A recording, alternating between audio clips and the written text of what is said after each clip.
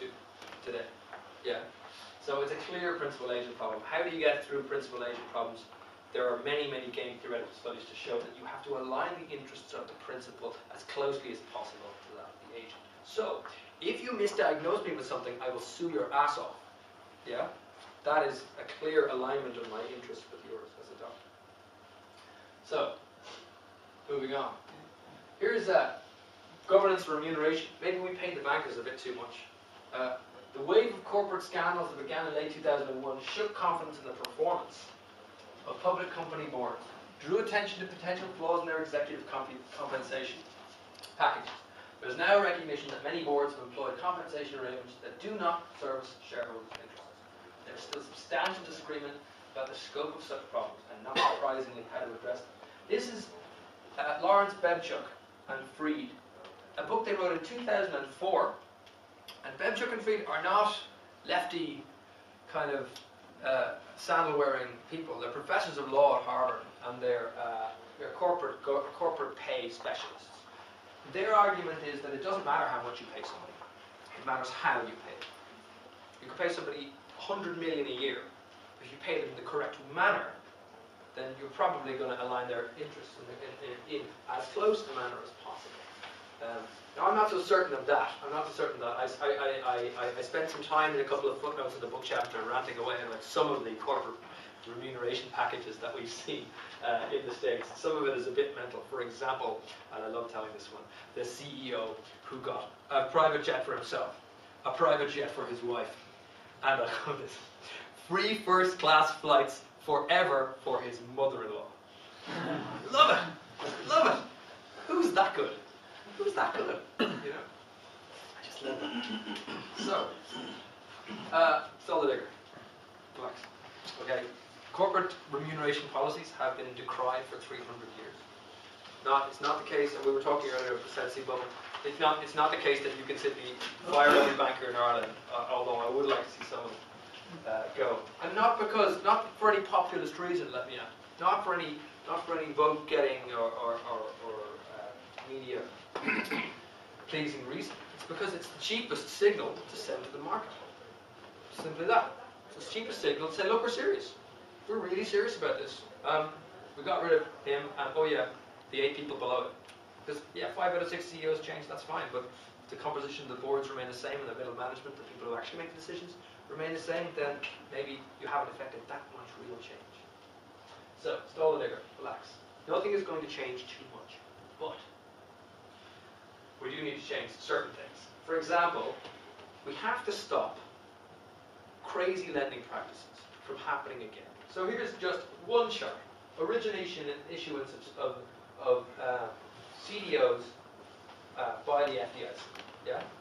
Just crazy, explosive behavior that would never, ever have been merited, apart from the fact that it made a lot of sense when you were here to do it. Yeah? So, here are my final slide, and I'll finish on this. How should we think about things? The first is that Ireland is engaged in a process of structural change. I've argued this many times in Limerick, that we have experienced a series of more or less similar events. In 1978, the large electronics plant Forinca leaves, 1,400 jobs are let go. In 1998, Krups leaves, 1,900 jobs are let go. In 2009, Dell leaves, 1,900 jobs let go. We've an experience in Limerick of having light manufacturing with one big employer, a macroeconomic condition change, and they're gone. Yeah. So maybe we shouldn't do that again. You know, maybe we should speed up that structural change and say, no, look, we're going to close the Dell plant down and use it for something else. For example, training up people. You could, and I've argued this many times, sponsored focused job creation programs. I had an article in the Sunday Times about 2 weeks ago about this. I got some hate mail actually about it. I've argued just for the laugh, to be honest. It's not really serious. But I've argued that one thing we should think about is maybe doubling the dough. Just double the dough. Because people who are unemployed tend to spend a huge amount of what they earn from the dough on consumption choices. We've got a complete collapse in domestic demand. So why not just double the dough? You'll get yourself out of a hole pretty quickly. Or you could have a basic income program. There's many of these ideas have come to the fore. But job creation programs, I find, are quite useful. I know many other commentators, for example, Professor Carl Whelan and UCD, are pretty anti, slightly anti job creation programs. I'm not. I think they have many other ancillary benefits that simply aren't costed in a dead weight analysis. For example, social problems. Unemployment generates huge social problems, and they're simply never costed. Nationalised wayward banks, I think after the June the 5th elections, that's going to happen anyway. I think probably 2 or 3 more months, we'll see a bit more of that. Less pro-cyclical leveraging. I think we can simply do that by just tightening the rules. Reduce 80 kilometers an hour to 60. You know, you cannot lend more than 150% of what you got. Which says, and people are like, oh my God, that's fairly strict.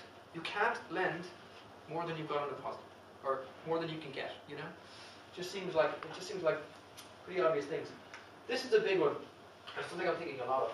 Why don't we just cede regulatory control to the EU? The real politic in Ireland is that most of the decisions are made by a very, very small group of people, all of whom know each other quite intimately from school, college, whatever. I'm not likely to slap the cuffs on you if you're my brother-in-law. I have to worry about my wife talking to me on Christmas Day, or, well, you put Steve in jail, you know. That's not going to happen. You can see it happening in the States, it's so big. Why not just cede regulatory control of this to the EU? You know? One might argue that would make it even easier to evade the rules. But, I don't know. Encourage transparency, that's a bit like saying, and a pony for everyone, but, you know, encourage transparency. Change the rule. And fun. That's fine. That's it. Okay, thank you very much for your time. I really appreciate it. I think, yeah, we've got loads of time for comments, questions, and broad fruit. Your first point there, speed up structural change. What have you in mind there? I mean, what are the one or two? Oh, really what I'm thinking about here is a very, very focused redesign of certain parts of FOSS. So right now, FOSS is set up to put people through 2- and 3-year basic courses. I'd like to see half of FOSS chopped up and put into very focused things like green jobs. So I don't mean green jobs in the broader sense. I mean, here's how to install a solar panel. Here's how to install green insulation. Here's how to do these small things, which have a market already. We know that the market exists. We're creating labor supply for a demand that exists already. That's the kind of thing I'm talking about. Finally, I'd like to see, or rather, there are hundreds of thousands of men who are now unemployed who don't have a leaving cert. I really would like to see VEC programs hived off to actually bring these guys back in, because they're going to take 2 to 3 to 4, 5 years to bring them up to leaving cert level, even, let alone college. So from that point of view, I'd like to see that happening as well. It's not the case that everybody who was a plumber is now going to be a computer operator, but it would help a lot. That's the 2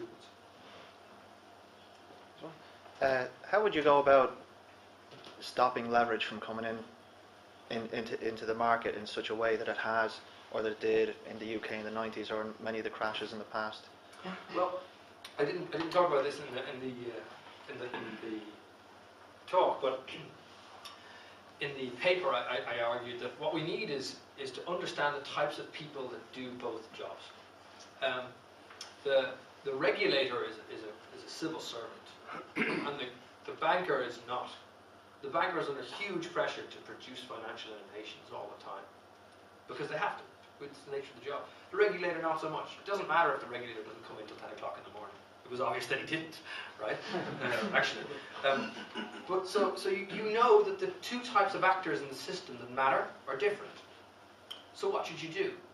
You should task the regulator to destroy the bank. He shouldn't try to calm the bank down. He should spend all of his time actively trying to run the bank out of business.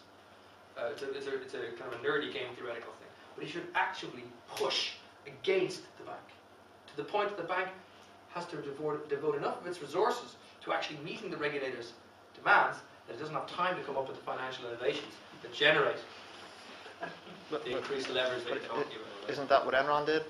Just run everything offshore, do it somewhere else. You can do it somewhere else, but that's where the EU regulation will come in. I'm not saying it's perfect. I'm not saying you do it everywhere.